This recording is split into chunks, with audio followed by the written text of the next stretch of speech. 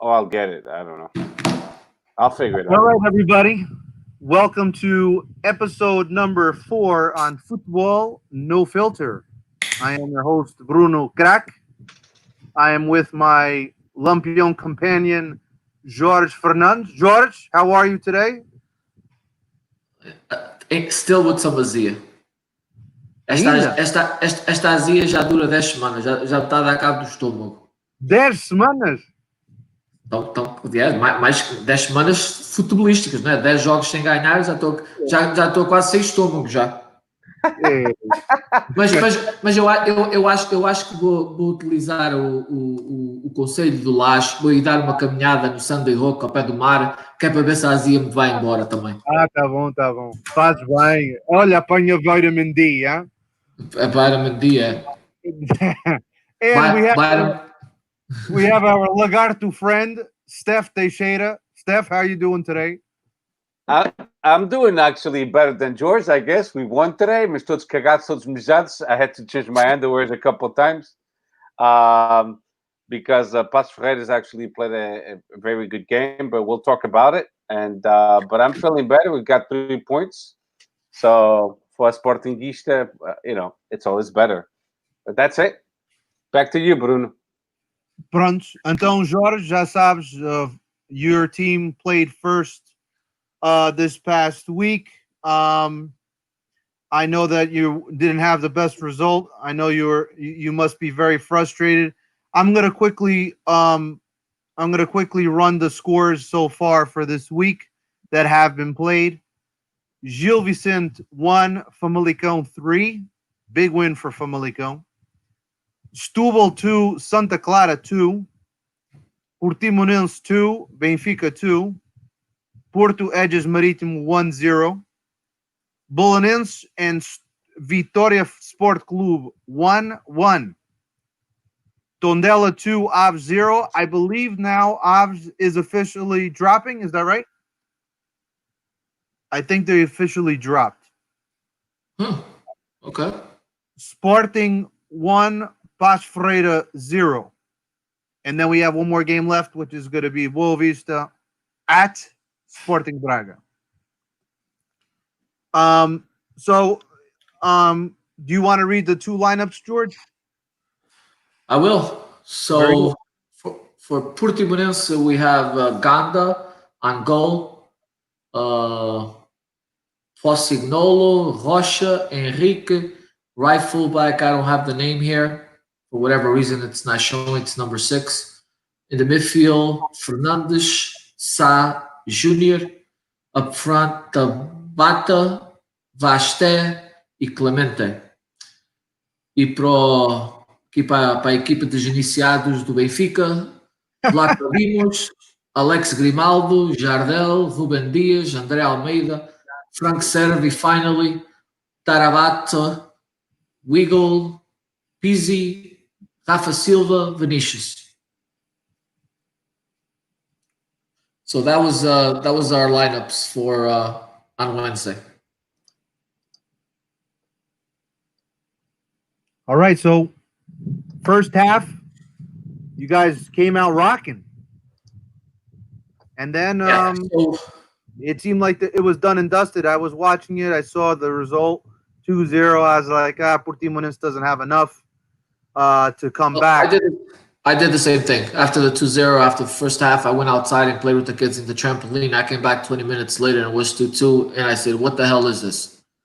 Listen, olha, isto é assim. Eu hoje vou ser muito franco e sou sempre franco, mas hoje vou ser um bocadinho mais franco.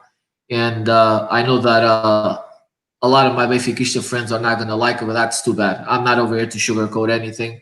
So it is what it is. Look, Bruno, you coach soccer. I coach soccer. I played soccer. I think everybody here played soccer. The first thing that they teach you when it... Muito mal, mas sim, é verdade. Isso não importa. Eu acho que nos iniciados, ou quando tens 7, 8 anos e começas a jogar a bola, eu lembro quando eu comecei a jogar no Boys Club, tinha 10 anos ou 11 anos quando vim para aqui. O meu treinador, a primeira coisa que diz é: o resultado mais perigoso que há no futebol é o 2-0. E se nós somos ensinados isso logo de início, como é que uma equipa com um estimate ou com um budget de 80, 90 milhões de euros por ano a ganhar 2-0 com 5 substituições para fazer na segunda parte, como é que uma equipa perde 2 pontos contra uma equipa contra o Portimonense? Não estamos aqui a falar do Portimonense, se é boa equipa, má equipa, isso não tem nada a ver.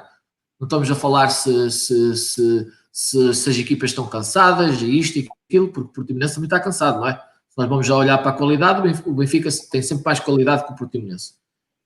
E eu hoje estava a dizer ao Bruno que hoje ia para usar a minha camisola do Benfica cor-de-rosa, porque eu acho que a equipa feminina do Benfica fazia melhor figura do que fez o Benfica contra o Portimonense. Porque perder 2 pontos em 45 minutos nesta altura do campeonato, like last week wasn't bad enough, like the last 8 weeks weren't bad enough. Perder 2 pontos depois de estar a ganhar 2-0 com 45 minutos para jogar, eu acho isso inaceitável. E depois as entrevistas ao fim do jogo do treinador. Eu gosto do treinador. Eu acho que o treinador é um treinador muito humilde. Gosto muito da maneira que ele fala. Gosto dos gestos que ele teve depois de ganhar o campeonato, buscar a camisola do Jaime Graça e essa coisa toda. Eu gosto do gajo. Mas eu hoje estou aqui a usar a camisola aqui. Vou aqui a mostrar aqui do capitão do Luizão, número 4.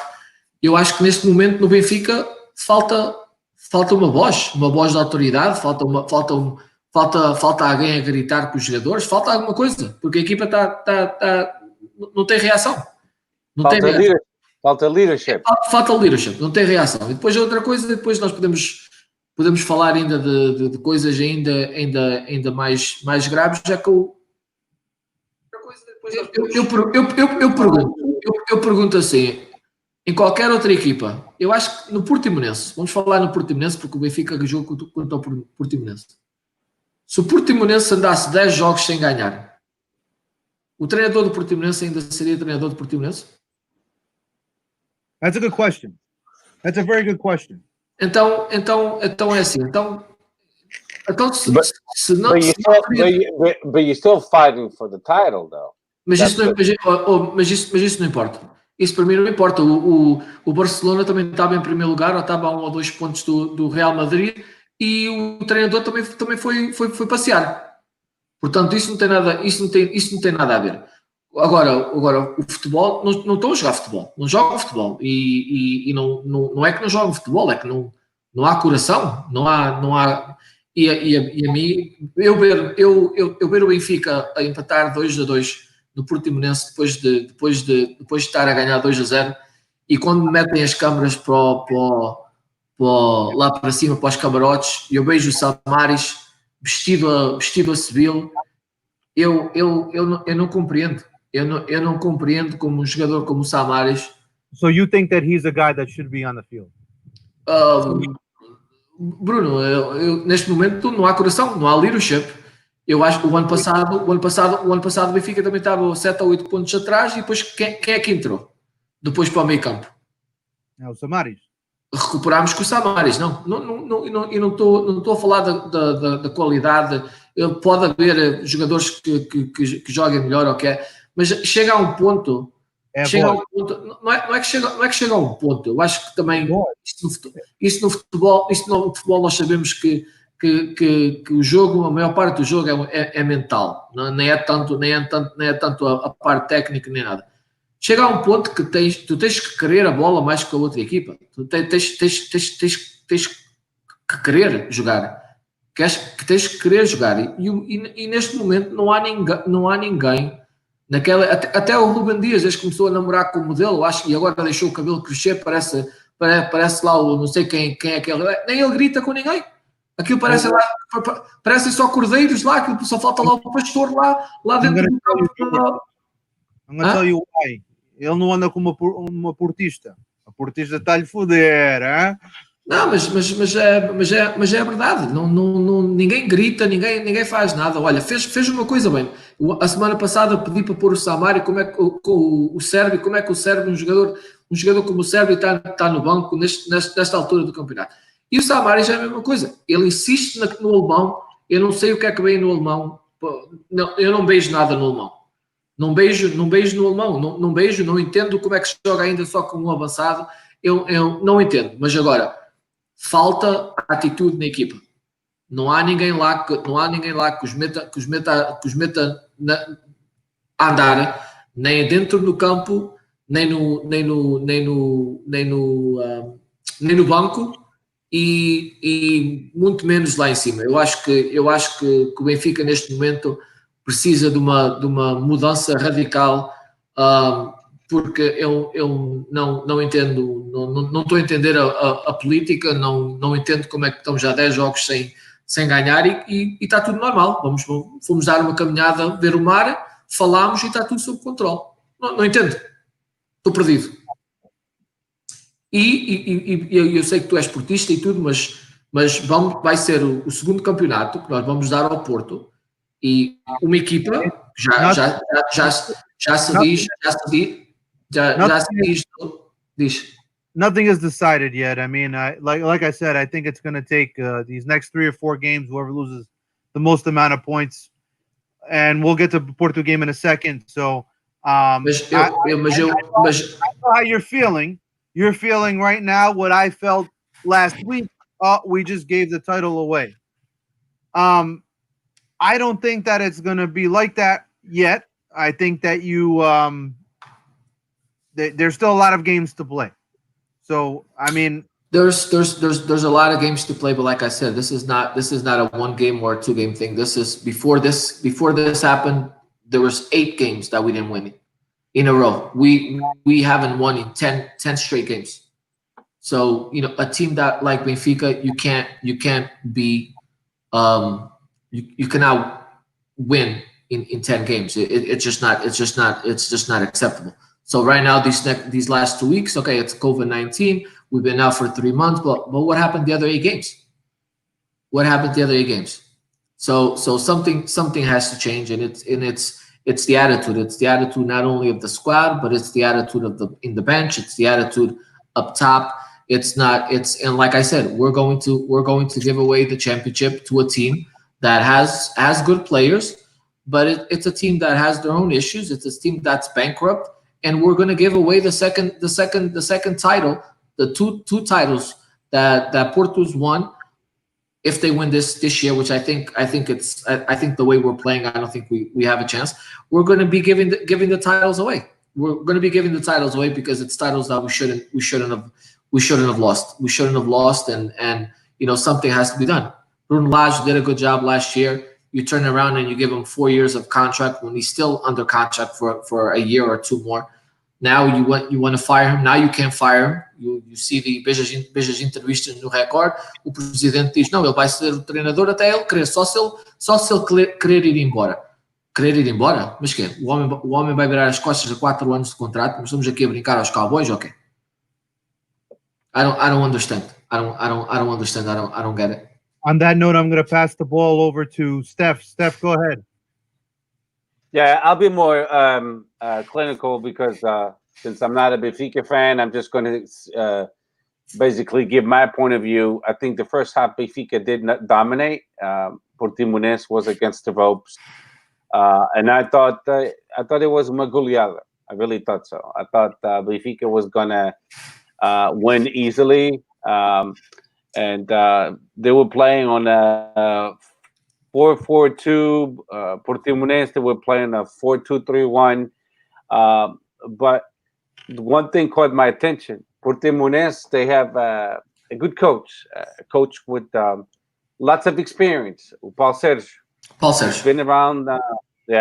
He's been around for quite a while. So he's been the coach for my team, for Guimarães, and so on. So he knows, he's very familiar with Benfica. He's very familiar with Liga Nos. And the second half, Portimonense surprised Benfica. They changed their tactics. They completely went to a 4-2-3-1, a little bit more offensive. Giving more support to their striker, and they were able to capitalize and basically tie the game. Um, so to me, it was Portimonense that tied the game, and it was Benfica that lost 2 points. When you're a team fighting for the title and you're up to nothing, you can lose 2 points the way you did, and Benfica lost those 2 points. Um, and those 2 points will be crucial later on. They might need them, and it's back-to-back losing points. Um, this one, I do blame it on Bruno Lage. As the coach, he should have done more. He has 5 subs now. Benfica, by far, has a better team than Portimonense. O Jorge disse, tem um orçamento de 90 milhões. O de Portimonense é para aí 8 ou 9. I know it's 11's against 11, but you know what? We have to talk about the truth, and the truth is, when you paying your players more money, it's because they have to perform more than the other players. And in this case, they performed better than Portimonense for 45 minutes, and the other 45 minutes they took a break. They went on vacation because maybe it was Algarve, estavam a olhar para o mar com o coach. Epá, não sei. Eu, se fosse benfiquista, também estaria super chateado com a minha equipa, because to me, it's unacceptable to be up 2-0 and let Portimonense tie 2-2. And they could have lost the game if they called that PK. And we'll talk about that. I'm pretty sure Bruno will bring it up. But they could have missed a PK. Even if they called it, they could have missed it. But with that said, Portimonense did deserve to tie the game. Shame on Benfica. Or Sporting Lisboa Benfica, I keep forgetting. So that's all I gotta say. It's Benfica lost at 2 points. It wasn't the other way. And good performance by Portimonense on the second half. They played real well, and they showed they have a good team. And that's all. To wrap it up, that's it. I'm just gonna give my 2 cents in. You guys actually analyzed the game very well. So I'm not really gonna add too much on it. The only thing I'm really gonna add and talk about is the penalty and some other subject. George, penalty? No penalty? I think it could be called a penalty. Steph?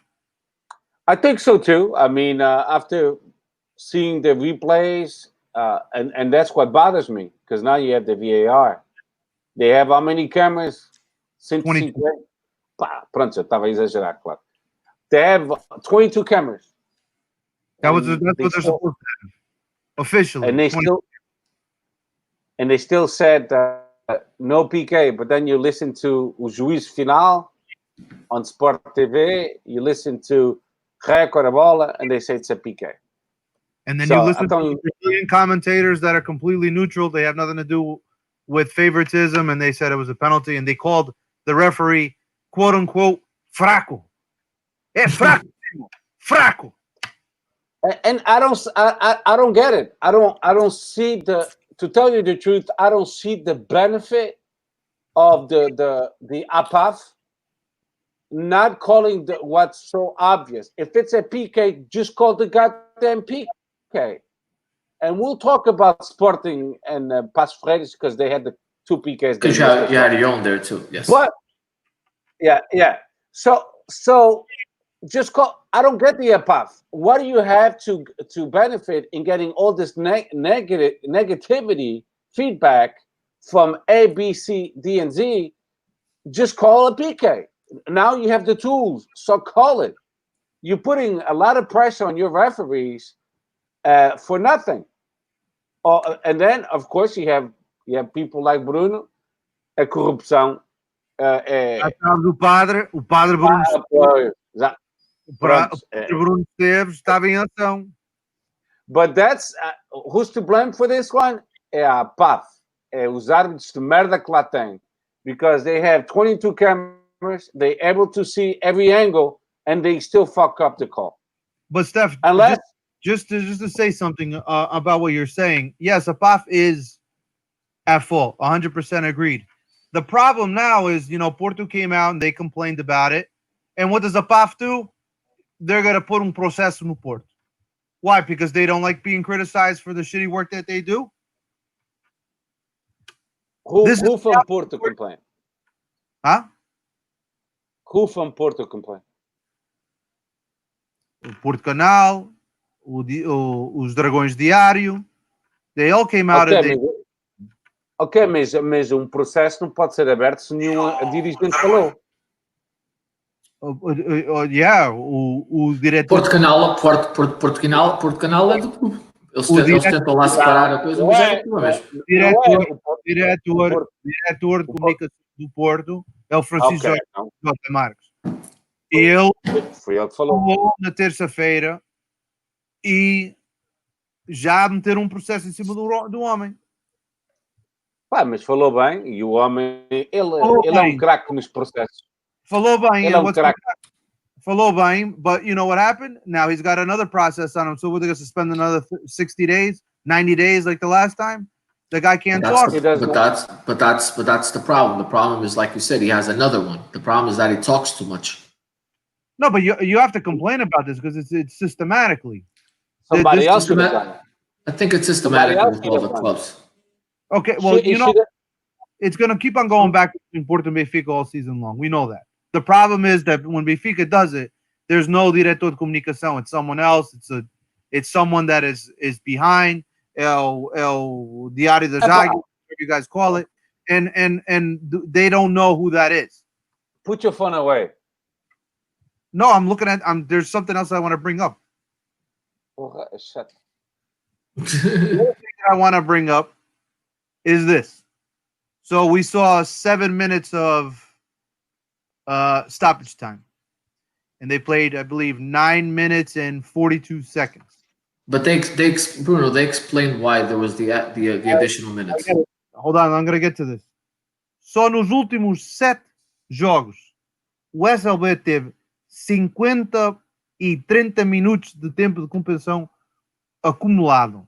Nos últimos 7 jogos. We're not talking about any other games throughout the season. It's just those last 7 games.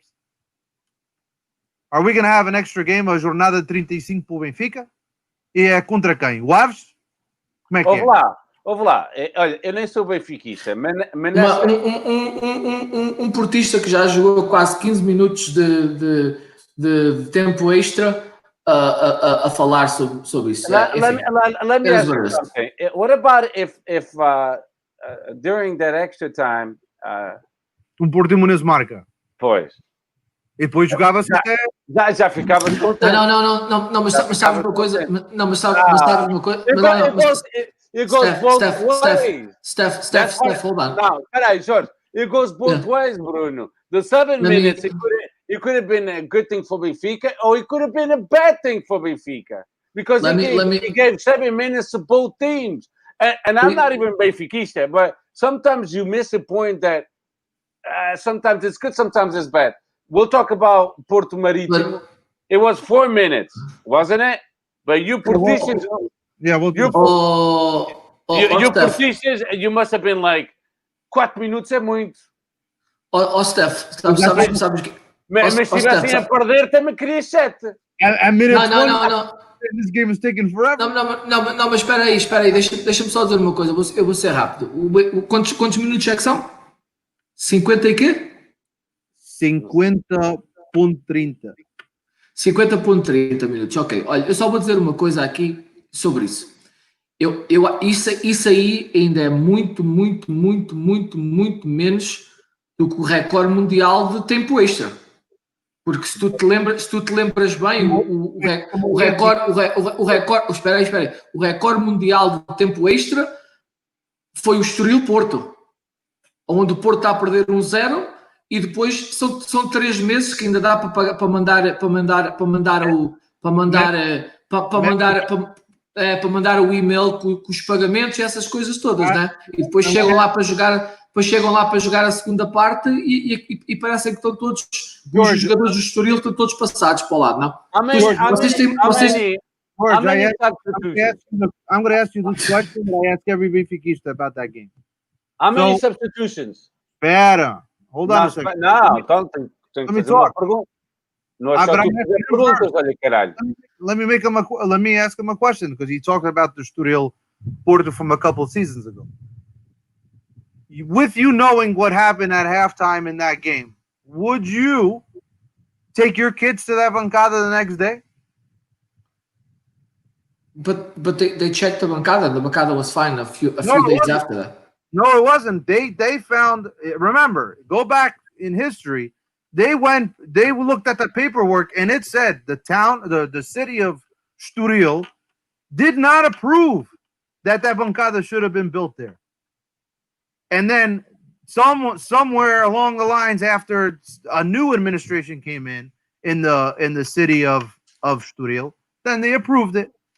So you close that bancada out, and you play right away. You don't take 2-3 months to play. It's not. Or you go play in another field, in another stadium, and that's it. Agora, it's funny, as coincidências do jogo, vamos dizer, que durante esse período, desde o jogo inicial até quando o jogo é terminado, cá esses pagamentos fantasmas, não é? De faturas e de transferências de jogadores, aquelas ensaladas todas que já é costume lá no norte. Que já é costume lá no norte. Pois é o Benfica, só que é quando vem tudo ao de cima. Não é o Benfica. Houve lá uma coisa. If I'm not mistaken, it was 10 subs, 5 by Portimonense, 5 by Benfica, right? And then there's a player that's down for 2.5 minutes after already. Okay, hold on. Let me make a point. So that's 10 substitutions, right, Bruno? 30 seconds for each one. Okay, so it's 5 minutes. It's not 30 seconds. It's 5 minutes, by the way. Just on subs, it's 5 minutes. Prontos. 5. E depois mais um desconto ali e lá, aí estão 7 minutos. Depois o Portimonense, eu vi o jogo. The players, o guarda-redes, he felt like having a massage and then he was on the field, lá veio o spray milagroso, and then the referee, you're forcing him to put additional time on the additional time. So I don't necessarily blame Benfica on this one. You don't. I don't like to say just Benfica because if I say Benfica, it's the club that was founded in 1906. I have to say Sporting Benfica because that's the one that was founded in 1904. But in that aspect, I disagree with Bruno and the Super Dragões and Canal Porto because I blame the malandrice dos jogadores do Portimonense. Because he had nothing going on. Anyway, we need to move on because it's been 20 minutes. Just 1 second. Do you guys know what was the game in Portugal that has the most amount of actually jogo corrido the whole season? You know what's that time? Less than 52 minutes. Less than 52. That's less bad. than 51 minutes and change. So if a referee gives 7 minutes, he still owes almost 30. That's because a lot of fouls were committed. But o que eu estou a dizer é que no ano inteiro, no calendário inteiro da Liga Portuguesa, o jogo com mais jogo corrido, com mais minutos de jogo corrido, com mais minutos de jogo, actual gameplay, it's 51 minutes and change, less than 52 minutes. But that's who can we blame on that? The Portuguese culture of the Liga Nos, the Liga Nos and the APAF, the referees, and the Federação, they let it happen, and that's why a lot of people that they're not Portuguese descendant, have nothing to do with Portugal, don't want to watch our league because they think it's a boring league. All we do is. We'll talk about Sporting Paços Ferreira in a little while, but go ahead with Porto. Okay, so we got Porto versus Marítimo. Porto wins 1-0. Marchesin in goal. We had Manafá, Mavemba, Pep, and Tels. Corona, Oliveira, Danilo Pereira and Luis Diaz in the midfield. Up top, Marega and Zé Luis up, as the strikers. For Marítimo, we had Charles, we had Bebeto, Kirquez Jr., and René, 5 defenders in the back. 3 midfielders, Babak, Moreno, and Nanu. And then we had Tegu and Maida up top.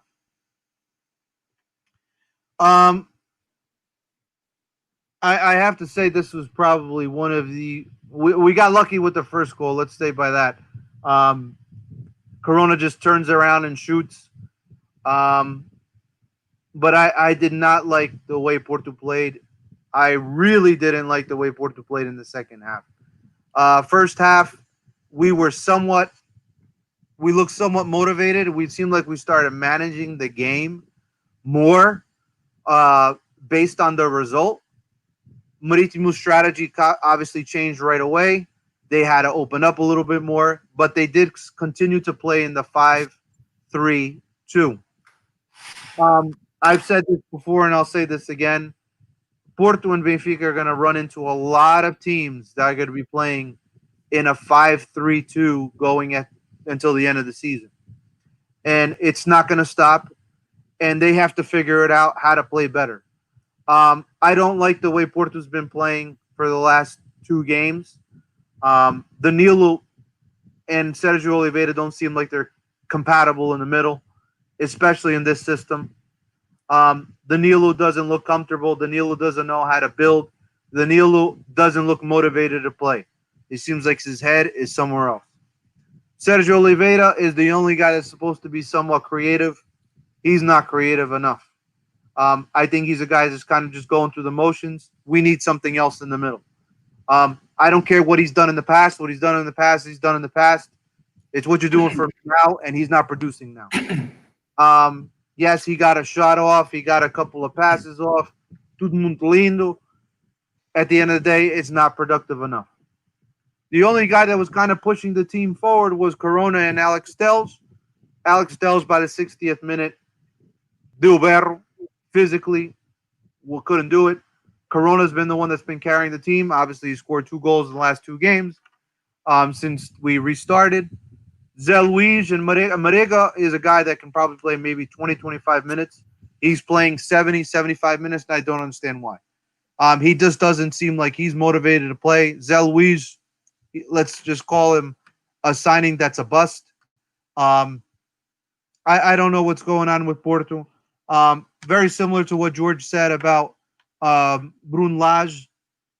Sergio Conceição has to change his ways. Yes, I'm going to start talking a little bit about the youth players. I know that one of our listeners, Paul Fernandez, doesn't like it. I was arguing with him earlier today about it.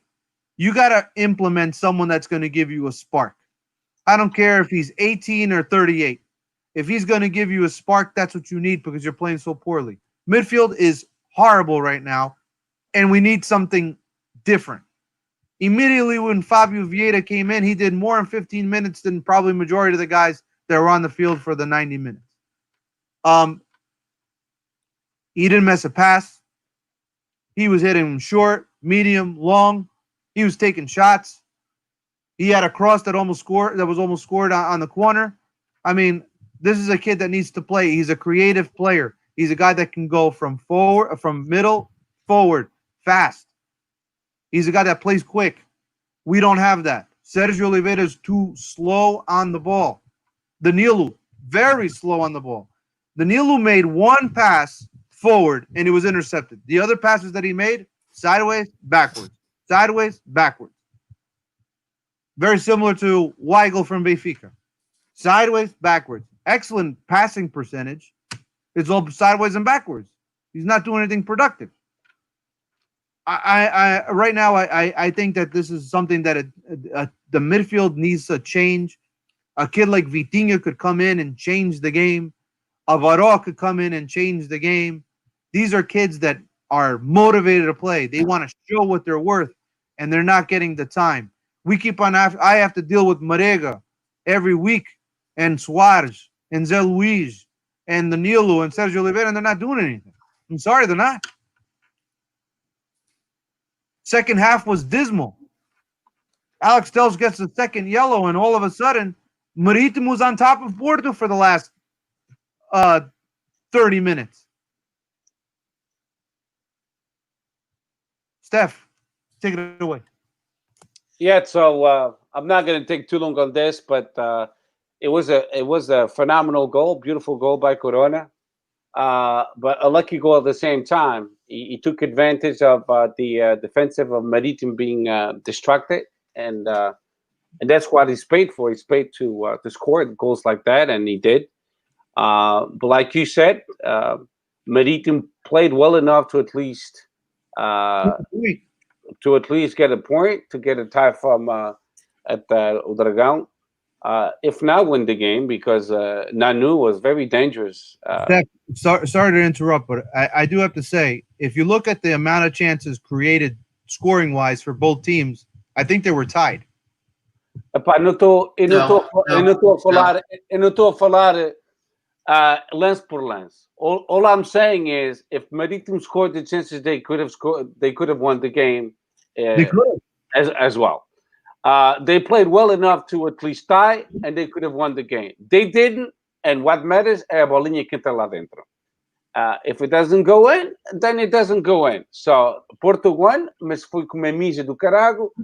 But I'm going to remind everyone, including Benfiquistas, Sportingistas, Portistas, Braguistas, we just came back from a 3-month break. Our teams look very shitty and shaky, and there's a reason for that. There's no rhythm. I know we're being extremely aggressive and saying, no jogam nada, não sei quê, but we keep forgetting that this actually, in my point of view, benefited teams like Passos Ferreira, Portimonense, Marítimo. If they had injuries or stuff like that, if they don't have such a big plantel like our teams, but now they're nice and fresh. They have fresh legs. So I agree with you. Our team should do more because they have a bigger budget, but easier said than done. You could see that this break, the COVID-19, played a toll on our teams. The chemistry is gone. The dynamics are gone. They're not playing as a team. Benfica played great for 45 minutes. Porto played so-so in the first half, but then the second half, everyone's performance is going down rapidly because it looks like the players, they're not physically prepared to play 90 minutes. Physically and motivated. Motivation is big. It could be a combination of both, but I don't think it's motivation. I think it might be mentally fatigued. Because 3 months they've been off. What are they mentally stressed out about? Well, I think the pandemic plays tricks on people. It's not. They're human beings too. That's all I'm saying. Steph, I mean, I understand what you're saying, but I'm not buying it, and I'm going to tell you why. I'm not selling it to you. I'm just saying it the way I think it is. I'm not buying it, and I'm going to tell you why. Out of every club in Portugal, there was only one that did not cut their salaries. It was Benfica. Everybody else got their salary cut. I can understand why George is pissed off. I can understand why President Orelhas, o Gaddafi dos Pneus, comes downstairs into the locker room and starts screaming at his team, saying, you guys got to be better. I call him worst. But you guys are playing. I mean, you guys didn't get the pay cut, and you guys are still performing terribly. Okay, I'm just going to finish with Porto, which I was basically done. Porto, they got their salary cut, but I don't want to hear it. No. I don't think it's that. I think Maritim actually played a good game, and they are a good team. They're not bad. They team full of experience. Players that most of them they played in the second league. They played in the first league. They know how to play in Liga Nos. And the only thing about these teams, they can't score for shit. That's the difference between Marítimo, Guimarães, Belenenses, and Porto, Benfica. I'm not even going to include Sporting in this mix because we can score for shit. Now Sporar, it's looking better, and with Cabral, it's looking better. I'll give it that much to my team. But resumindo e concluindo, Marítimo could have tied the game. They played well enough to tie the game at least, and they could have won. But to win a game, you have to tie. So, but anyway, But I'm going to say this. Lucky. You guys got lucky. I'm done. Marítimo, the teams that Marítimo has had in the past, okay, in comparison to this team, is night and day. This team is barely They played against another Porto and another Benfica, another Sporting. You can compare like that. I compare it because they've had better players in the past. These players, I think a lot of these players, and we could talk about our clubs alone. If you look at 5 or even 10 years back, a lot of these guys wouldn't even make it as a. Yeah, I don't know any of these Marítimo players. This is like it's players that I don't even know. Did you guys watch the game? Brazil. Did you watch the game? Did you watch the game? Claro. Okay, so what was your conclusion? Your conclusion is all players from all teams are well vested, and now now with 5 substitutions, if you have a smart coach, and that's the tricky part. 5 substitutions, it's good and bad because some coaches with 5 substitutions they'll do miracles, and some coaches they won't know what to do with 5 substitutions. Listen. Our first show. Listen, we had the first show that we did, which was before the season started, and I remember saying that the 5 substitutions is going to help the smaller teams. It's not going to help the big teams because the smaller teams they have more heart. The smaller teams have more heart. The smaller teams have. It could help the big teams as well. If the coaches know how, because if you have a player, Abica, que tem 4 cartões amarelos, now you need to take him away because you need him for next game.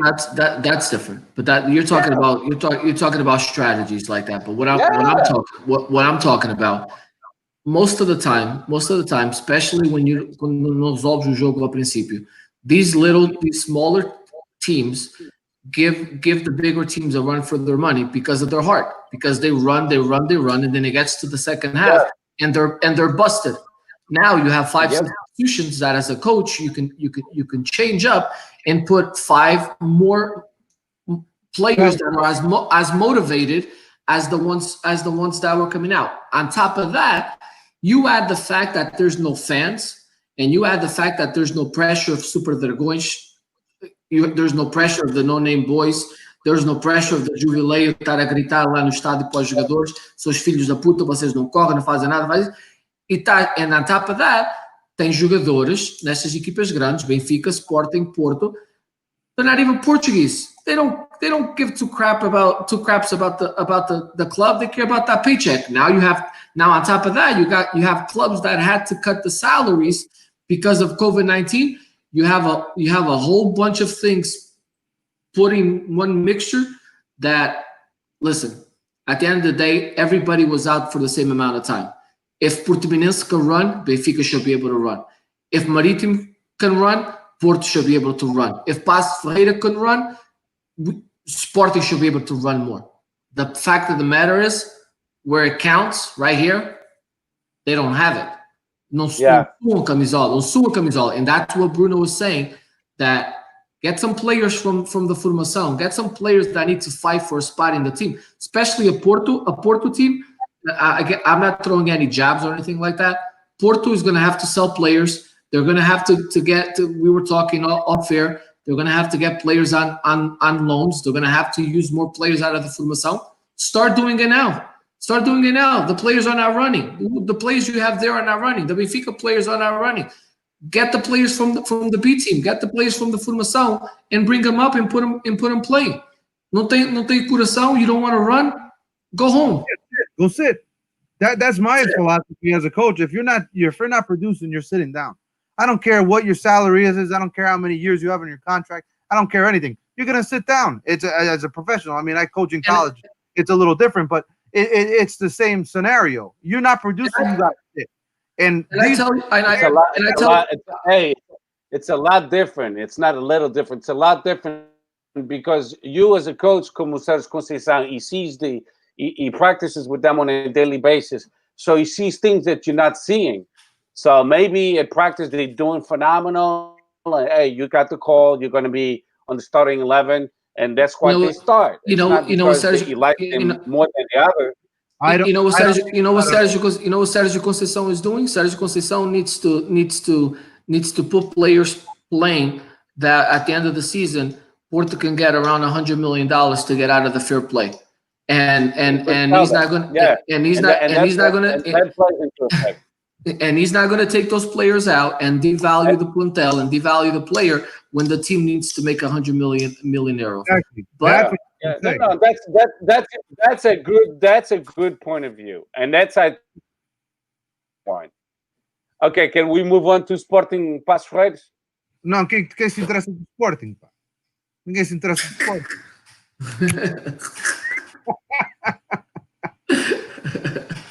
Não, vamos falar do Sporting. Não, tens razão. Vamos falar do Sporting, que foi um golaço o jogo do Porto. Não, a gente pode continuar a falar na merda de Porto, because they play like merda. And, how many championships do you guys have? Em futebol? Sim. 28. 28. Não. Estou a falar limpos. Quantos tens limpos? 28 limpinhos. Podia ser mais. Não, para aí 8 limpos. Não, 28. So all I'm saying is, queres falar no Porto também? Não, fala do teu clube Sport. Ok. Não, é só para saberes que o apitorado beneficiou o Porto e para caralho. Anyway, so let's move on. O Sporting, o starting 11, Luís Maximiano, Sebastião Coates, Eduardo Quaresma, Cristiano Borja, then at midfield, Mateus Nunes, Marcos Acunha, Rafael Camacho, Wendel. Then we had up front Giovanni Borges, Andrés Porar, and Luciano Vieto. So in the first half, Sporting actually they played better. Nunca mais vamos sair daqui hoje. Ricardo Ribeiro, Marcelo, Jorge Silva,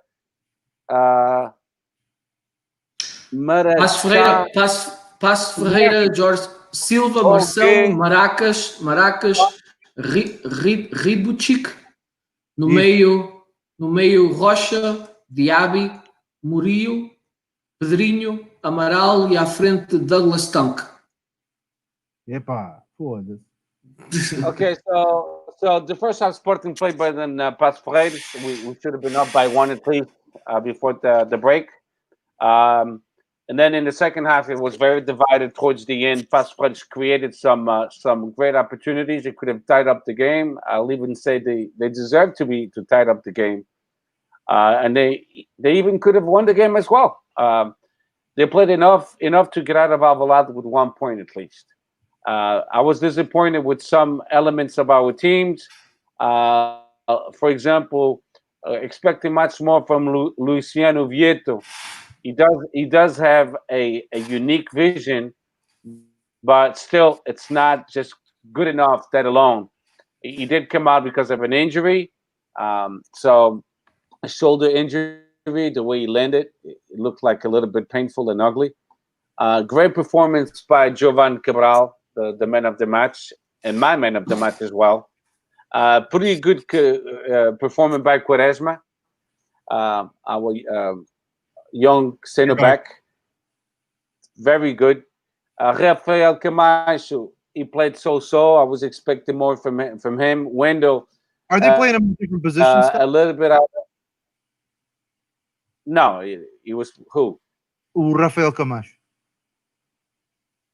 Não, ele estava a jogar a lateral direito. Okay. I'd see him. See him deflecting into the middle a lot. That's why he's making these runs through the middle. Well, no, that's the way he plays. Okay. So when you play in a 3-4-3, basically you adapt to different positions. But Wendell was actually playing the midfield, and he was playing on the left, Camacho. So I was expecting more from Wendell, but he's out of rhythm. You could tell, but still, he's the best player we have, and he was actually very consistent in some parts of the game. Very strong performance by Quaresma, our young center back. Marcos Acuna, again, he's still trying to find his form. I can feel it. Um, not impressed with Coates.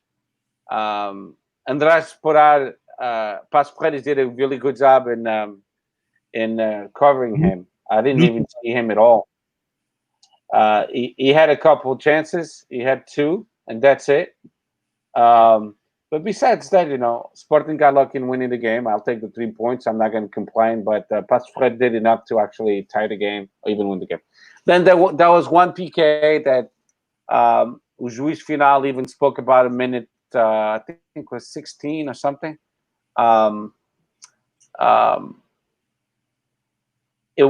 They thought it was a push on the T-shirt, but it was actually on the player's feet, on his left foot. They said he touched him. Very difficult to call, even with the VAR. O juiz final, he said they had to review it tons of times to pinpoint it, and then I saw it, and it could have been a PK. And then another one in favor of Sporting was the one with Jovan Cabral. They grabbed his T-shirt, and you could clearly see it.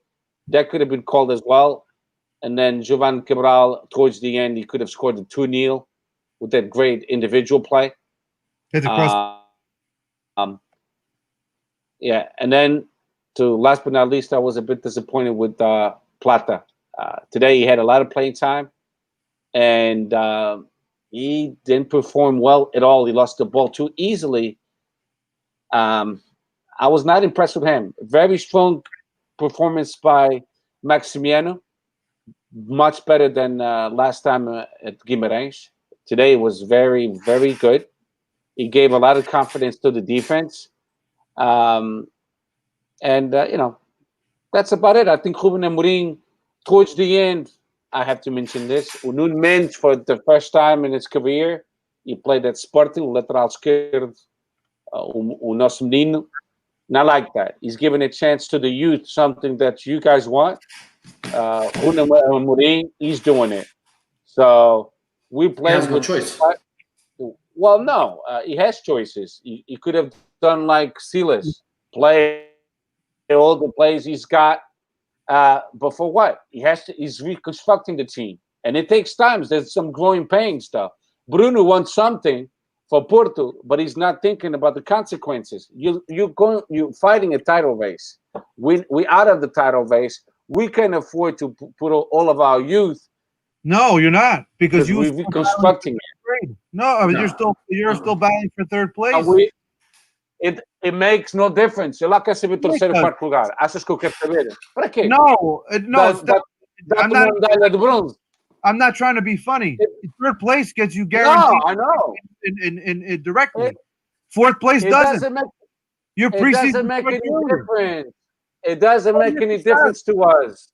Yes, it does. We next year. It makes to you, not to me. To me, what makes a difference is to reconstruct the team now.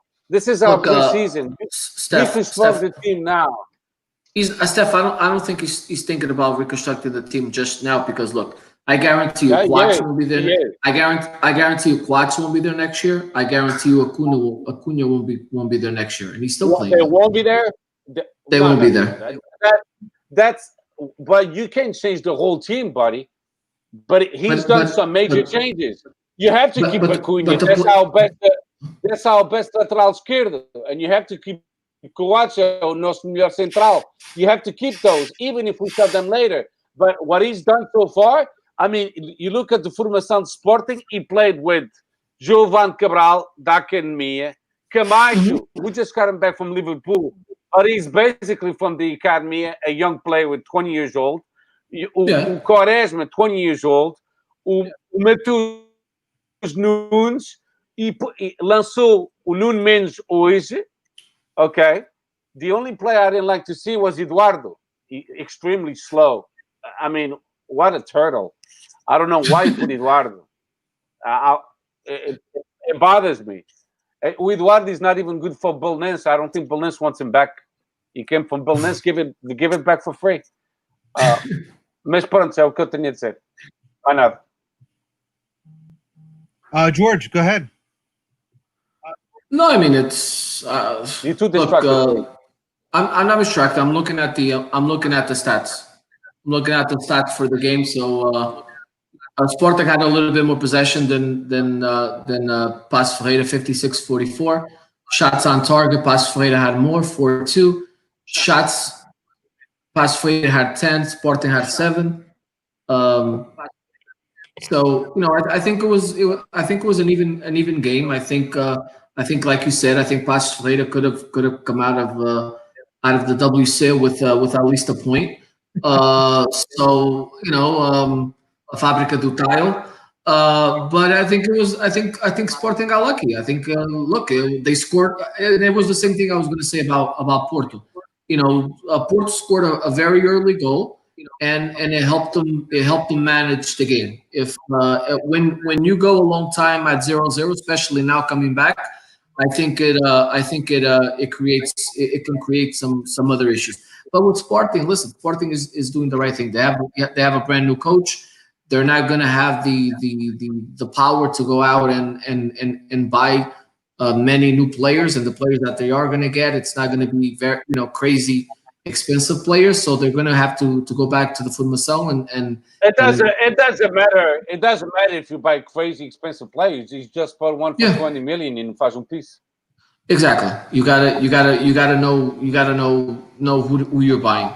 But I think with Ruben Amorim, I think the idea is to bring the players up from the Formação, where a couple of other coaches have tried that before and they really weren't successful either. I think we have no choice, to tell the truth. You have no choice. Right now, you have no choice. No, I agree. Yeah, I agree. Financially, Sporting. Well, Porto is not in a better condition, and Benfica is not in better condition either. I mean, the only thing that saves Benfica é a venda de cocaína. Mas pronto, é assim. But I think the highlight of the game is definitely the goal by Cabral, the awesome goal, and I think that's the highlight of highlight of the week for the three teams, I think. Yeah. I mean, I'm not gonna go too long on this. It's very simple. I mean, I do think that Sporting is going to continue to invest in some of the younger players. Bruno. What's your father? O meu pai é sportinguista como tu. Mas isso não interessa. Sei. O teu pai é um grande homem com H grande. Pronto. Grande sportinguista. Ovelha ranhosa. Go ahead. I really believe that I think that Sporting needs to. A gente não sabe roubar. Sporting needs to battle for third place, because it does change the setup and the plan and the planning for next season. You starting 2 weeks early, especially with COVID-19, it's going to be a big difference. 2 weeks off, 3 weeks off, or not even getting much of a preseason. So I think that third place is going to be important. Not to mention, Braga's not looking good either now. The change of coach really hurt them, and they're not looking very confident. Sporting, I think, with what Ruben Amorim is doing, and he's getting. For example, like today, the big one was that Mathieu didn't start, and there was a lot of questions. He had to field a lot of questions, or the coaches had to field a lot of questions. Why didn't he start? Hey, you're not producing. You're going to sit the bench. Some young kid is going to come in and going to take your spot because he's motivated to show himself. And that is what I want to see at Porto. The same thing. You're not motivated. Someone else is going to come in and they're going to take your spot. And look, maybe the performance wasn't the greatest, but did they get the win? Yes. That's all that matters right now. I know. I agree with you 100%. I mean, Mathieu era caso que o mídia queria fazer um caso bicudo. Mas They shut it down. primeiro foi o Emmanuel Ferro que falou no Flash Interview. And then He shut it down. He shut it down. Ruben Amorim, apesar de ser benfiquista, I like him as a coach because he has a pulse. He has a strong character. And, he says it the way it is. And I like that. That represents our Portuguese heritage. That's how we are. We say it the way it is. People don't like it sometimes. Olha, tough luck. But that's a gente portugueses somos frontais. Ruben Amorim não é falso. He says it the way it is. Mathieu doesn't want to say Sporting, também não vou pedir que ele fique. Acho muito bem. Mas não há nenhum jogador que esteja acima do clube. Nenhum. Não há nenhum filho da puta que seja acima do clube. Não há nenhum. You could say whatever play you want to say. O clube é o clube. O jogador tem que ficar no seu sítio. And I agree with Ruben Amorim. I agree with my coach 100%. I like the fact that we got him. I think it was too expensive. Let's get that out of the way. But I think I know we got a good coach. A coach with a character, with a pulse, and com ideias fixas. He likes his system. He's going to play his system. If the players don't like his system, and that's what I think happened with Mathieu, then tough luck. You need to move on. But so far, what he's shown is he's given a chance to the youth.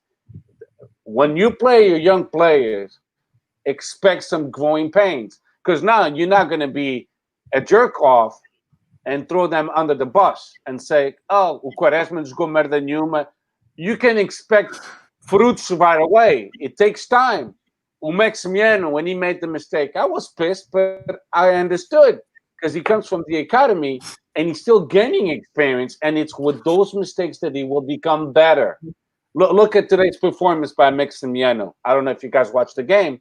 It was different. But every ball, every cross is inside our area, inside our box. He got them. He caught them, all of them, without shaking. Ele nem tremeu. He had some good saves, like 3 or 4 good saves. 2 saves were back to back on the left side of the box. So you saw Quaresma até fazer túneis. Central a fazer túneis. Totally motivated. The only players I saw the lack of motivation, it was the oldest players, the ones who get paid the most. And that's what my argument. Wendell, I'll give him the benefit of the doubt because he came out of an injury and then he played what he had to play. Ruben Amorim saw that. O que é que ele fez? Substituição. Há que sair. I saw Francisco Geraldo coming in, and I like what he did. He was fully motivated, playing really hard. So I can expect a better Sporting next year if we go with our youth. We have a lot of good youth, but you know what? The surprising thing about this is I recognize, and I'm not blind, Benfica has a lot of good youth, and Porto has a lot of good youth. You guys, your youth has been doing phenomenal in the international competitions. O do Benfica foi à final há pouco tempo. O Porto ganhou o troféu. E o Benfica foi à final, back to back. So you guys, and Benfica has been champion last year for junior, não foi? O Benfica. O Porto é que foi. E o Benfica juvenis e o Sporting iniciados. It was all 3 clubs got a championship. But everybody has good players in their youth. And if but I understand Laje and I understand Sérgio Conceição, because you guys are going for the title race, and when you're going for the title race, sometimes you're not willing to still put your youth because of that fact. I don't think Laje has that excuse because he did it last year, so I don't think that's an excuse for this year. He did that. They did that with Felix. He did that with a couple other players last year. I just think maybe he's being told to do it. Well, maybe so. Well, talking about that, just want to read something that's coming off the wire. So talking about Benfica and talking about coaches. So the word out on the street is that the names that are on the table now to substitute Lage, if Luis Felipe Vieira, if Maduro dos Pneus sees that his ass is going to be if he não é o Maduro da Venezuela, é o que muda as regras das eleições e essas coisas tudo. Isso já não é o Gaddafi, já é o Maduro, já é ditadura. So the names on the table are Leonardo Jardim, Marco Silva, and of course Jorge Jesus from Flamengo. Those are the three names. Lá bem o Jesus salvar a vida do Orelhas outra vez, so he doesn't get kicked out of the tash. But with more money now to play. What happened? I think what money are you going to have to buy players? That's the question. When it comes to Cableda, it has to be money. Yep. Nah, it won't be Cableda because he just renewed with Flamengo. And most likely Marco Silva. No, that doesn't mean the contract that Jorge Jesus made with Flamengo. He's got a lot of outs, and Benfica is one of the teams. Benfica and Porto are are two of the teams that he has on his contract that he could get out with a small fine. But why the fuck would you get out of a team when you win titles? Because he wants to come to Portugal. He wants to come back to Portugal, and he makes more money in Portugal than he makes in Brazil. Oh no, I don't think so. Oh yes. He doesn't like to be out of Portugal. He likes Portugal. To stay there. He doesn't like to be out. And that I get it. But if he's winning at Flamengo, there's no reason for him to leave, and I don't think he will. I wouldn't leave. I wouldn't leave. I wouldn't leave. I wouldn't leave either. I mean, what's not to like about Brazil? Well, he likes more. He likes Euro more. Tu és. Não, vai para o Porto, está falido. I don't want to. That's one of his dreams is to go to Porto. Quero longe do Porto, longe, muito longe do Porto. Epá, que vá para o Benfica. I'm gonna move on for next week's games. Marítimo Gil Vicente kicks it off on Monday, June 15th. Then we have a Santa Clara Portimonense, Aves Porto, Paço Ferreira Belenenses, Rio Ave Benfica, Boa Vista Vitória de Setúbal, Sporting Tondela, Vitória de Guimarães Moreirense, and probably the big game of the week is Famalicão Braga. That's a big game. So I'm gonna start with you, Steph. Last week I started with George. I'll start with you. Aves Porto, what's your prediction? Aves needs points. I can see it. Aves giving Porto a difficult game. I'm gonna say 2-1 Aves. 2-1 Aves. 2-1 Aves. Well, that's. Eu estou a falar a verdade, né? O Aves precisa de pontos. Wishful thinking. Jorginho. Wishful thinking. A mim não me afeta em nada. Jorginho, what do you got? 2-0 Porto. I will continue to say Porto 1-0. Estou cagado e mejado. Estou cagado, mejado e há três tabelas só para o Steph. Para mim? Oh. Sim, dedicado a ti. Dedicado a ti. Benfica. Georgie, go ahead. What is it? Rio Ave Benfica. Oh, that's a tough one. Rio Ave. Dude, I have no confidence in Benfica right now. I call it a tie, 0-0. 0-0. Wow. Steph. 2-1 Rio Ave. Epa! Foda-se. Estás inspirado mesmo. Não, o Steph desta maneira, com os resultados dele, o Sporting ainda vai ser campeão.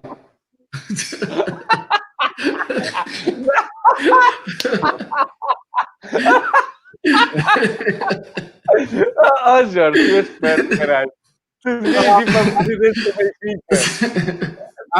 Não, eu não sei mentir, não posso ser presidente do Benfica. I'm gonna say Rio Ave. Estás a ver que foste lá, caralho. I'm gonna say Rio Ave 0, Benfica 1. Gol fora de jogo, mas o VAR está isento. Sporting Tondela. Steph, go ahead. 2-0 para o Sporting. Claro, já está quase. George, you. Deixa ver aqui a minha pontuação aqui da maneira que ele está aqui a fazer. Então, o Benfica perde, o Porto perde, o Sporting já vai para 49. Já dá 49 com 49 para 63, com 8 jogos para ir ainda dá. São 24 pontos, ainda é campeão ainda.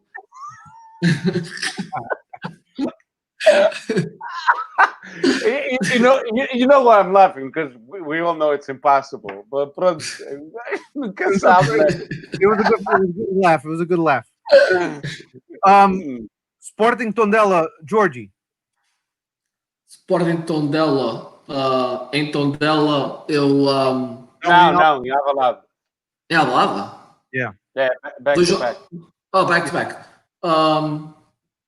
Eu meto 1-0 para o Sporting. I'm going to say Sporting 0, Tondela 1. Claudio Ramos has one of those games in which he saves everything in the kitchen sink. And it's going to be one of those games that's going to be very frustrating. And then we're going to sit here next week and we're going to say, how does Claudio Ramos not start or get picked up by one of the big three? Hey, brother, you have a brother, don't you? Yeah. I hope your father and your mom lives everything to him.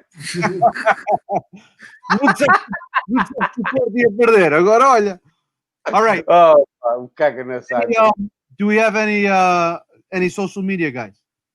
Oh, yeah, we do. O Pinta Costa ganhou as eleições. Que surpresa do caralho. Well, I mean, and it's not a surprise that he won. Now, the question is, was it a surprise for you, Steph, that he only won with 75%? Only with 75? Well, listen, I mean, traditionally, you would think that he would wipe out 90+%. That wasn't the case. You got to think about there's 25% of portistas or sócios do Porto. How long does he? How long is his term? 4 years? Yeah, 4. So now you stop. He stayed for 4 years. How old is he now? He's 82. He'll be 86 when he's done with his term. Okay. Achas que vocês portistas estão bem na cabeça? I know you didn't want him to be the president, mas os portistas em Portugal, o café que estão lá a ver, está fudido lá o café. Está tudo passado. That's what I've been saying. Não está. I mean, your club financially está uma merda. Why would you vote for this guy just to be traditionally foi o que nos deu os títulos todos? Ultimamente, não. No. Hey, listen, Steph, check this statistic out. Out of the last 30 titles, Porto has won 3 out of the last 30. I'm used to Porto winning 27 and leaving 3 for the others. I don't care. There's a lot of portistas that say I'm ingrateful. Tu és ingrato. No, I'm not ingrato. I'm looking at what have you done for me lately. And what have you done for me lately is... But why are they saying está ingrato? O Porto é a casa da misericórdia? Não sabia que aquilo era reforme para lá, lar, caralho. No. They're saying that eu sou ingrato because I'm not respecting what he did 20 years ago. What he did 20 years ago, he did it. But not no more. Not no more. The last 8 years, the last 8 years have been terrible. For what we're used to have been terrible. And you know what? I always ask this question to guys. George is a business owner. I'm his employee. I'm his top sales guy for 20 years. But the last 8 years, I'm not bringing in so much money. Is he going to keep me around because of what I did for 20 years ago? Or is he going to keep me down what I did the last 8? That's the question. But I did.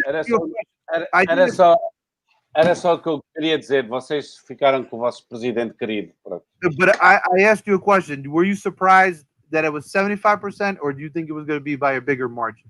No, talking to you almost on a daily basis, I knew that there's a lot of portistas unhappy and that they want to see changes. So I'm not surprised. No. What doesn't surprise me, it's the mentality in Portugal It doesn't change. But that's not only Portistas, that's Portistas, Sportingistas, Benfiquistas. Like the naming of the stadium, the naming of the pavilions. They still stuck in that traditional bullshit. Epá, agora vamos mudar o Estádio da Luz para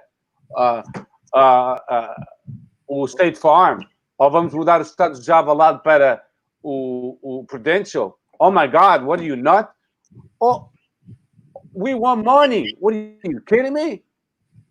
Claro. I agree. O Estado de Alvalade, o Estado do Dragão, vai ser sempre ser chamado Estado de Alvalade, Estado da Luz e o Estado do Dragão. The difference is, if somebody wants to pay a fee for 2 years and give you 4 million and be called the Nike Arena, why not? What's the big deal? Well, I don't get it. Sinceramente, I don't get it. I don't get that either. Especially with clubs that they're struggling financially. Mas isso é muito português. Isso é muito português. Tem aquela mentalidade tão tradicional que eu não consegui. Eu não percebo. I have to say something about that. You know, we import, or you know, guys in Portugal have a very hard time understanding, because we're here in the United States and we view sports differently because of the way sports is structured here. Now let's think about like this. You hear sometimes Red Bull, for example. Red Bull was linked to Sporting not too long ago, bro. Oh well, you know, we can't be bought by Red Bull because they can't change their colors. We'll have to vote because there's no voting. It's ownership. The ownership, if he wants to change the uniform into rainbow colors, he's going to change them into rainbow colors, and we can't. Yeah, but that's not going to happen. I understand. I'm using that as an example. That's a bad example because that I don't even agree with. Without a uniform, okay. Well, listen, Red Bull Salzburg used to be purple. They're not purple no more. They're white, red, and white and yellow. I think the same shirts as the New York Red Bulls. Right. The same thing. The guy from Cardiff City, his stadium or their uniforms were red. He didn't like red. He changed them to blue. And the sausage, there's no more sausage because he's an owner now. He owns the team. He can do whatever he wants. And either you follow the club or you go pick another club. That's how it is. Yeah, and I mean, you look at the Rebels. But you're looking at something totally different. I just brought up the naming of the stadium, and it's a big stadium, and the pavilion, and that's a big. Now, ownership of a team, I'm pretty sure you could work it out from the get-go, but I don't think that will ever happen in Portugal. Not anytime soon. I don't see anyone. Listen, but there's big teams. One of the top 3 teams in the world that they had no sponsorship in their shirts for many years, their whole history. Barcelona, for example. Barcelona. The only sponsorship that they had on the shirt was UNICEF. That they had it for a couple of years and donated the money to UNICEF, and that was it. So I mean, you know, you have these examples, but I mean, but Barcelona with the whole Catalunya thing, it's também não rolam bem da cabeça. Aquilo lá e a ETA e essa merda toda é tudo tipo também coisa, mas Barcelona, they generate a lot of money though, you know what I mean? Wow. They generate a lot of money, but you look at their balance sheet and they're in bad shape as well. I mean, they're in red. So you know they generate a lot of money, but the problem with these teams is that they generate 100 and they spend 120, and then they falsify the books, so they stay within the fair play. Look at PSG. PSG, the only reason that they were able to buy Mbappe and all these other players, it's because the owner of PSG. If you look at the sponsorship of PSG, it's the company of the owner of PSG. And he just fez contrato fantasma for a whole bunch of millions and millions of euros. E dá para ele ficar within. Dá para ficar não, because now they're investigated and they're saying that he's going to be kicked out of the Champions League and stuff like that. But that's Manchester City, the same thing. You know, it's all falsified contracts. So Barcelona is the same thing. Barcelona is not in real and they're going to rename Camp Nou now. Also, they're going to be fixing up the stadium and they're selling. The only difference is that in Portugal we're talking probably $2-3 million a year, and these guys are going to get $30-40 million a year for the naming of the stadium. That's the difference. That's a big difference. Because they're That's talking. a big difference. Listen, Steph, like for example, they're talking about Estádio do Dragão being renamed. You know how much money that is on the table right now? 5 million euros a season. 5 million euros from Estádio do Dragão. To us, that's peanuts. We believe that there should be way more money, but that's all they can generate in Portugal. Because why? Okay, but let me ask you something. Okay, so 5 million is not a lot of money. I get it. But 5 million is fucking 5 million. Já dá para pagar os empregados todos, não? Claro. So that's what I'm saying. Yeah, I get it. Não podes termar em chouriço. No. I'm just saying, you know. É pouco. Não quero, porque é pouco. Mas é algo, caralho.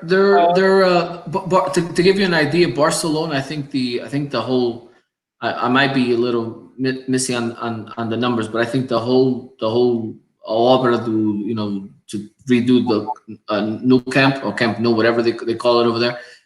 I think with the sponsorship in 10 years, it's paid for. Well, those are structured deals. Well, the thing is, but let's go into the TV rights. The TV rights in Spain and England, they a lot more money than in Portugal. It's the same concept with everything else. So the reality of Liga Nos, of the Portuguese league, is this: we're only going to pay you $5 million for the naming of your stadium, and then you take it or you leave it. If you're a team that's struggling financially, you'll take it. You'll be humble and you'll take it. But look, you look at Benfica. Benfica, I think they get like 5 or 6 million for Fly Emirates. How am I going to take 5 million for the naming of a stadium? When I get more in a shirt sponsorship. You know, I think what needs to be done. Look, I think what needs to be done, and it should be some of the things that Pedro Proença and all those clowns they should be working on. Look, you look at Brazil, you look at England, the EPL. You're not just talking about the sponsorship in the front of the shirt. You're talking about sponsorship in the back of the shirt. You're talking about sponsorship on the side of the shirt. That's how you generate more. That's how you that's how you generate more revenue. That's how you help the teams out. In Portugal, é quem mete mais para o bolso. That's the problem. That's the mentality. That's why soccer there doesn't really go anywhere.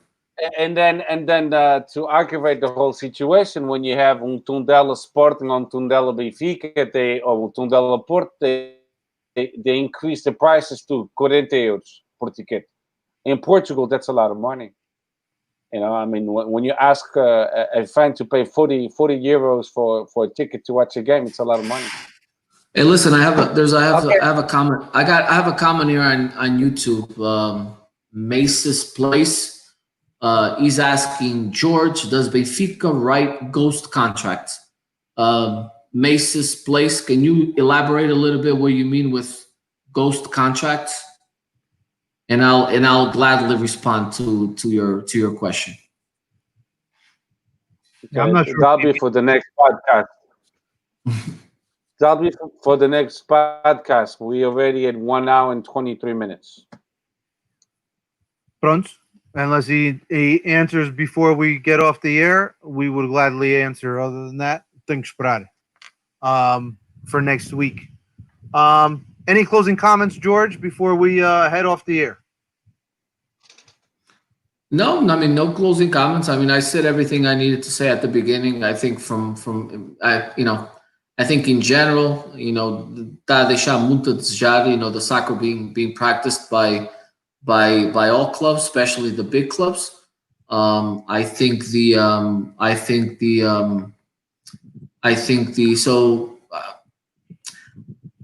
I don't know. I for my club specifically, I think there's something wrong. I think we need to. There's changes that need to be made, and I'm not very confident. Going into next week. I think once things start going like this, it's something needs to change for the team to wake up a little bit. But in general, I think just the overall soccer that's being played, it's just not good. I think that next week's games are going to be very pivotal for both Porto and Benfica. I think Porto has a very difficult game against Aves. Although they're in last place, I've watched them. They're going to complicate things because of how they're going to play. 5-3-2. Benfica's probably going to play against a 5-3-2 on the road at Rio Ave. These are games that, unfortunately, what you said, George, Sergio Conceição, Bruno Lage are forced to play certain players because we have to sell. And those guys are not in good form and they're not motivated. And I think that's where I believe that we won. And just another thing, on our side, we're playing with a totally different back four. I think back three. I think. So we lost Jardel, we lost Grimaldo to injury, we lost André Almeida to cards. How long is Grimaldo out for? He's out for the season. What do you get? He got entorse no joelho, grau 1 or 2 or whatever, but he's out. He's not coming back the rest of the season. And Jardel tore a muscle, so he's out for the season as well.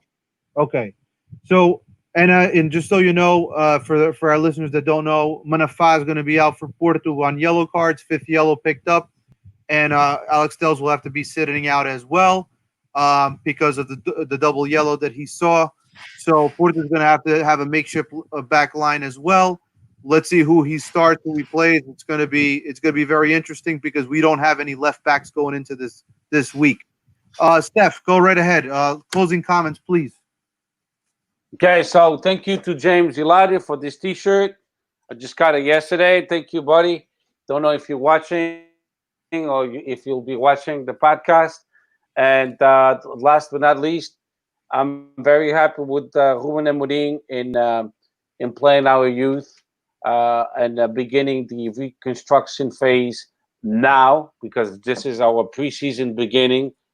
I'd rather now to be now rather than later. So that's it. 2 thumbs up to Ruben Amorim and go the youth of Sporting, go. And I'm sorry about Paw Patrol. Paw Patrol is no longer on TV. Paw Patrol is not for you. Paw Patrol is not. Can you believe that? Okay. I think we got Mace's Place came back with PSG, Manchester City, ghost contracts. I mean, I don't think we have any ghost contracts when it comes to sponsorships. We might have issues when it comes to contracts of players, but I don't think when it comes to sponsorships, I don't think there's any ghost contracts. Não, o Benfica só tem problemas com o shipment da cocaína. Foi apanhar lá no México. That was my last comment. Push. Next week we'll be back. Vai vender o tile da WC. Vai lá vender o tile da WC. Mas isso é legal. Isso é legal. Vai vender o tile. Isso é legal. Facebook, Twitter. You can email us on Gmail. Send us your comments. Send us your questions. I know you got a little white thing over there, Steph. You got more next week. Porta 18. Make sure you take care. Make sure you wash your hands, and make sure you wash all other body parts. For George, if you need pneus, call Gaddafi dos pneus. No, pneus. É o Maduro. Recheados, hein? É o Maduro. Ok. Só nos dá títulos internacionais esse Gaddafi. Então, vocês ganharam há pouco tempo aqui na América. Todas as semanas. Não foi? Todas as semanas ganhamos títulos internacionais. The New York Times, Steph. Não, eles ganharam aqui um torneio qualquer. Eu estou a falar do New York Times. Nós estamos a falar de jornal, nós não estamos a falar de jogos, porque nós títulos internacionais que o Gaddafi nos dá é só de jornal. Não mais nada. Os meus cunhados disseram que o Benfica ganhou um troféu internacional dos Estados Unidos. Ganharam os jogos todos. International Cup. International Champions Cup. Aquilo é considerado um troféu internacional de pre-season, mas é. Já tem 3 títulos internacionais agora. O Sporting também ganha os internacionais todos também. A gente nunca se acabou. Vocês sim. Eu vou buscar uma mão cheia de benfiquistas que vão dizer aquilo é um troféu internacional. Não é troféu. Isso não é troféu. Isso são os benfiquistas de Paw Patrol também. Hey, all right. I think we gotta end the show after that one. We gotta end the show after that one. No more comments, guys. Have a good one. Have a good week. Stay safe. We'll talk next week. Later. Ciao. Peace. Tchau, bacalhau. Tchau, bacalhau.